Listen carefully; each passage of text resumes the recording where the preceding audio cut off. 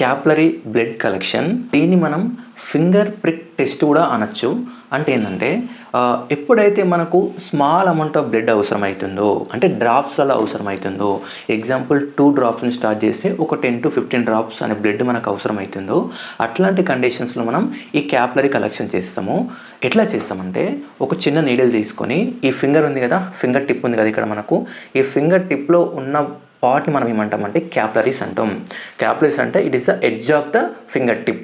ఈ finger tip ఉంది కదా, ఇక్కడ ఫస్ట్ మనం స్పిరిట్ అండ్ కాటన్తో క్లీన్ చేసుకొని ఒక చిన్న నీడిల్ తీసుకొని ఇక్కడ ప్రిక్ చేసి ఫస్ట్ డ్రాప్ని స్వైప్ చేయాలి. ఎందుకంటే ఏదైనా కంటామినేట్ ఉండొచ్చు కాబట్టి ఫస్ట్ డ్రాప్ని స్వైప్ చేసిన తర్వాత ఆ సెకండ్ డ్రాప్ని మనము కావాల్సిన టెస్ట్లకు యూజ్ చేసుకోవడాన్ని మనం క్యాపిలరీ కలెక్షన్ అంటాం. మరి ఎట్లాంటి కండిషన్స్లో ఈ క్యాపిలరీ బ్లడ్ తీసుకుంటామంటే, ఎగ్జాంపుల్ వచ్చేసి మనకు కొన్ని బెడ్ సైడ్ టెస్ట్లు ఉంటాయి. ఎక్కడైతే పేషెంట్ ఉంటాడో అక్కడికి వెళ్ళి మనం బ్లడ్ కలెక్ట్ చేసుకునే విధానాన్ని బెడ్ సైడ్ టెస్ట్లు అంటారు.